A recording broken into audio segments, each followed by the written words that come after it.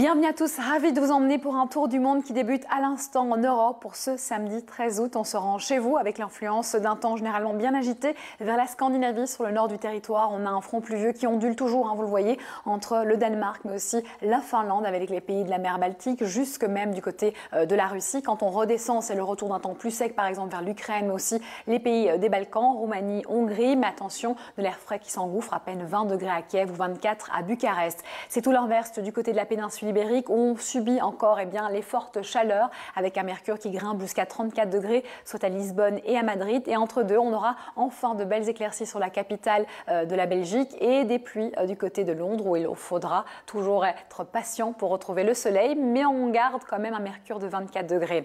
Parlons aussi des États-Unis avec l'influence d'un vaste front pluvieux qui ondulera sur la région des Grands Lacs, toujours sans grandes conséquences vers les côtes est, un peu vers Boston tout de même. Et puis on retrouve un temps plus clément vers la Floride. Flanc ouest, rien à signaler, c'est le soleil qui sera assuré. Mais sur le centre-sud, clairement, on est sous l'influence de plusieurs flux perturbés qui amèneront pas mal de pluie et des inondations certainement à la clé. C'est donc à vérifier et surtout à surveiller. Ici, à l'intérieur des terres du Brésil, on aura droit à quelques pluies. C'est la zone de convergence intertropicale.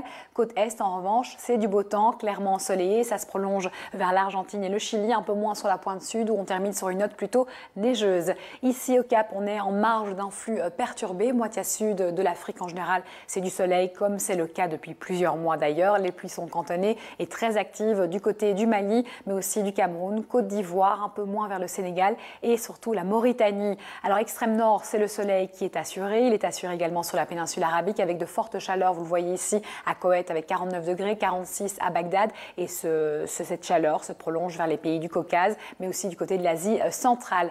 En Inde, ce qu'on signale, c'est surtout la mousson indienne qui touchera la moitié nord de l'Inde, le golfe du Bengale, mais aussi la péninsule indo-chinoise. On retrouve de belles éclaircies sur le flanc sud-est de l'Australie, un temps sec et clément pour le moment en Nouvelle-Zélande, mais de fortes pluies vers les îles Salomon, entre deux, de Nouméa à Yaren. C'est du beau temps. Le beau temps est assuré pour le Japon, mais aussi la Corée du Sud. Et à Pékin, il fait très très chaud depuis plusieurs semaines, et donc ça pourrait éclater en orage en fin de journée. On termine par les États-Unis, le Wisconsin, touché évidemment par cette perturbation très active avec des pluies intenses et donc malheureusement des inondations à la clé. Merci d'avoir été des nôtres et bon week-end.